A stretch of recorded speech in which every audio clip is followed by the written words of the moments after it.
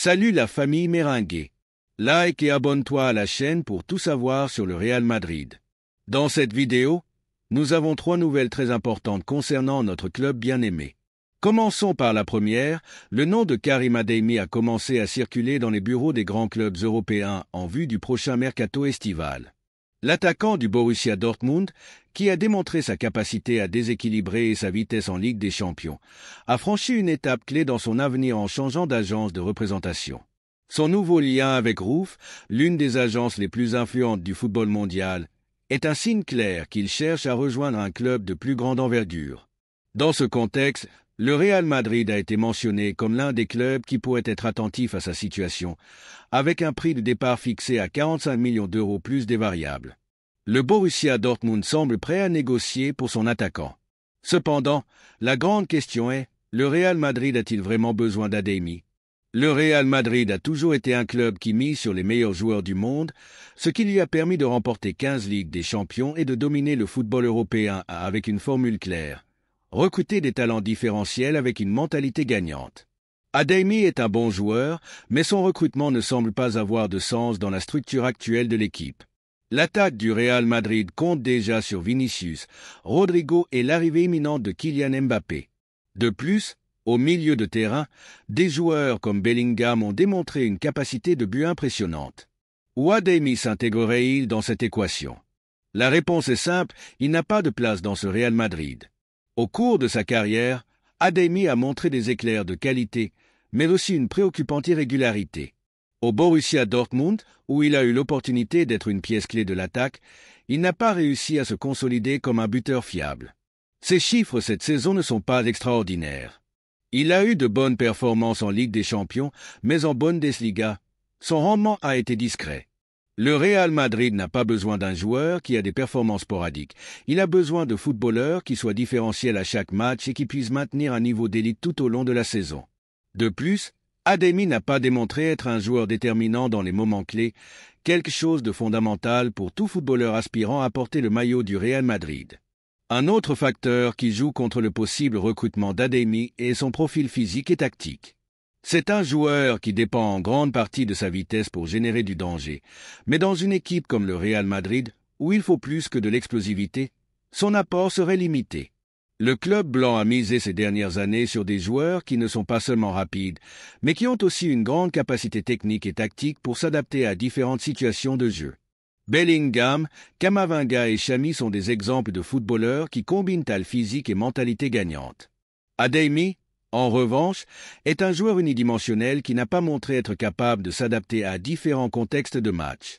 De plus, le Real Madrid a besoin de joueurs avec une grande capacité de sacrifice défensif et un haut coefficient tactique, quelque chose qu'Adeyemi n'a pas encore pleinement développé. En résumé, Adeyemi ne semble pas avoir le niveau ni la mentalité pour devenir une référence au Bernabéu. Le Real Madrid ne peut pas se permettre de recruter pour recruter. Si le club cherche à renforcer son attaque, il devrait viser des footballeurs qui ont le potentiel pour être les meilleurs du monde à leur poste. Adeyemi pourrait s'intégrer dans des clubs comme la Juventus ou Liverpool, où il y a plus d'urgence pour du talent offensif, mais au Real, son recrutement serait complètement inutile. La deuxième nouvelle concerne une décision importante au club. Le Real Madrid continue de bouger sur le marché avec l'objectif de renforcer son effectif pour l'avenir. Cette fois, c'est le nom de Malo Gusto, le prometteur latéral droit français de 21 ans actuellement au Chelsea, qui prend de l'ampleur. Le jeune défenseur, arrivé en Premier League en provenance de l'Olympique lyonnais, a un contrat avec les Blues jusqu'en 2030, mais en Angleterre, on donne pour acquis que son départ cet été est une possibilité réelle. Face à cette situation, le Real Madrid voit une opportunité de renforcer l'une des positions qui suscite le plus d'interrogations dans son effectif depuis plusieurs saisons. Dani Carvajal, un pilier fondamental de la dernière décade, continue de performer à un haut niveau, mais ses problèmes physiques et la nécessité de planifier une relève ont poussé le club à analyser des options sur le marché. Le recrutement de Malo Gusto pourrait mettre fin à la recherche d'un latéral droit pour l'avenir, car le Français correspond parfaitement au profil établi par Florentino Pérez et la direction sportive. C'est un joueur jeune avec projection et expérience dans une ligue aussi exigeante que la Premier League, ce qui le rend attractif. Mais ce n'est pas seulement sa jeunesse qui attire l'attention au Santiago Bernabéu. Le staff technique du Real Madrid a déjà donné son feu vert à son incorporation, considérant qu'il a les qualités nécessaires pour s'intégrer dans le schéma tactique de l'équipe. Malo Gusto est un latéral avec des caractéristiques idéales pour le football moderne, capacité offensive, vitesse et grand déploiement physique lui permettent de se projeter facilement sur le flanc, apportant de la profondeur à l'attaque sans négliger son travail défensif. Au Chelsea, il a démontré sa capacité à jouer dans un système de grande exigence, alternant entre une défense à 4 et une ligne de 3 avec des Carrillo, quelque chose que le Real Madrid pourrait aussi exploiter selon les besoins de l'équipe. Sa capacité à récupérer des ballons, à anticiper les rivaux et à se joindre à l'attaque avec intelligence en font un profil idéal pour la dynamique du Real Madrid, où les latéraux ont un rôle fondamental dans la construction du jeu offensif. Un facteur qui joue en faveur du Real Madrid dans cette opération est la posture du joueur lui-même. Malo Gusto n'a jamais caché son admiration pour le club blanc et a même reconnu publiquement sa sympathie pour le Real Madrid.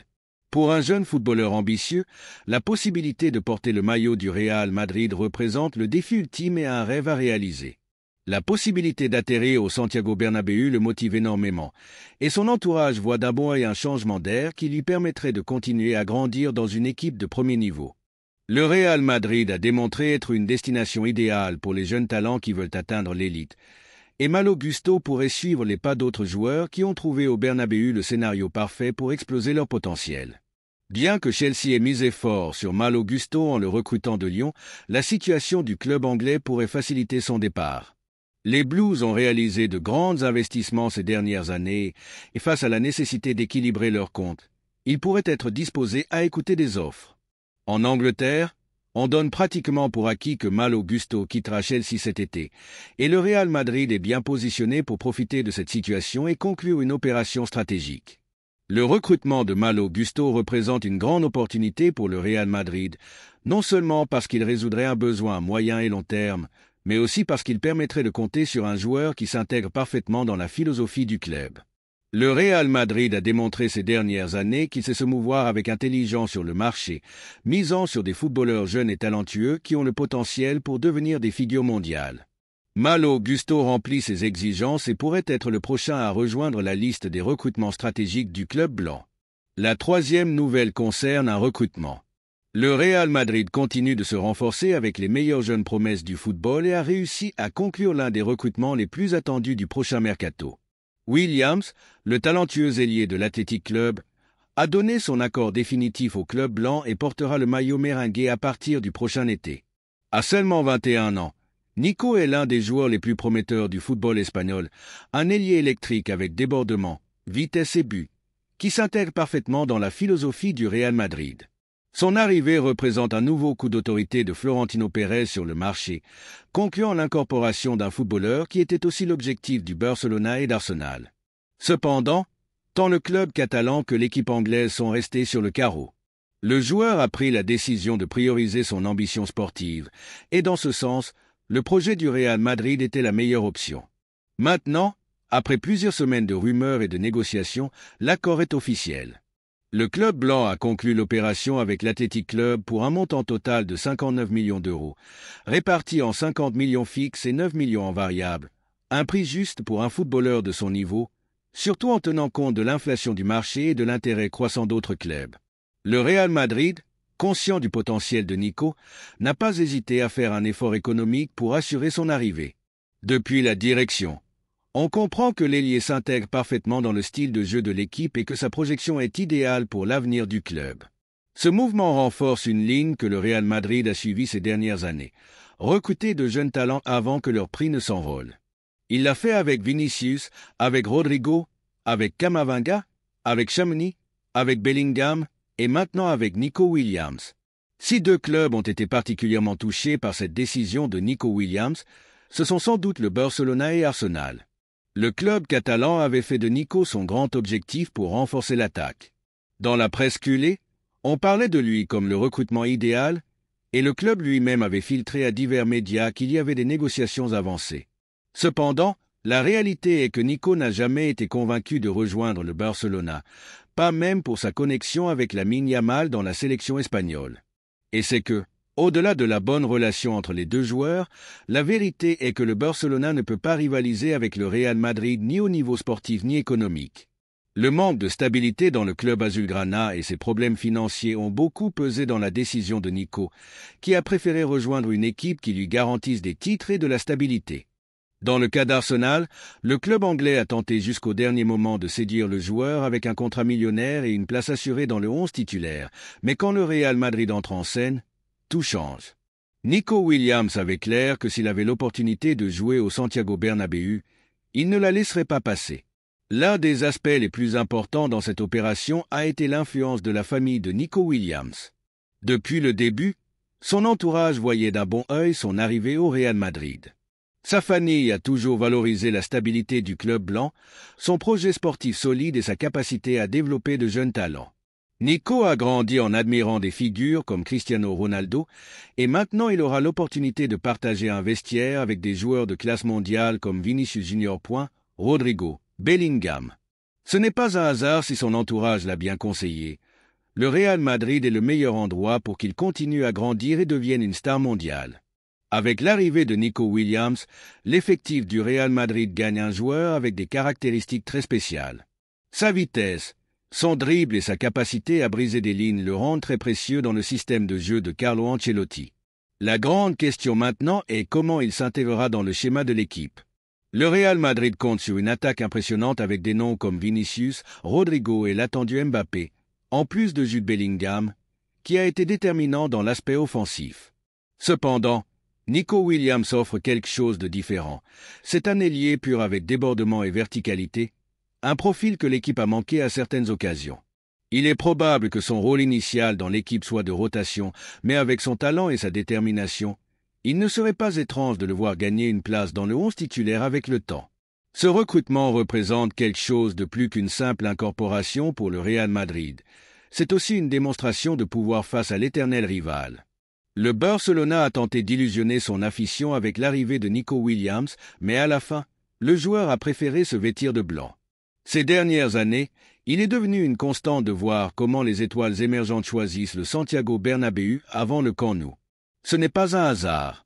Le club azulgrana, en crise économique et sans capacité de rivaliser sur le marché, a vu comment l'une de ses espérances de futur a choisi l'éternel rival. La question est, combien de déceptions de plus les culés peuvent-ils supporter? Maintenant que le recrutement de Nico Williams est un fait, c'est le moment de demander à l'afition blanche quelle position il pense qu'il occupera dans l'équipe. Sera-t-il titulaire dans le 11 d'Ancelotti? Une chose est sûre. Quand un joueur a de l'ambition et veut gagner des titres, il sait que le Real Madrid est la seule option possible. Le futur est blanc, et avec l'arrivée de Nico Williams, le Real Madrid continue d'assurer sa domination dans le football mondial.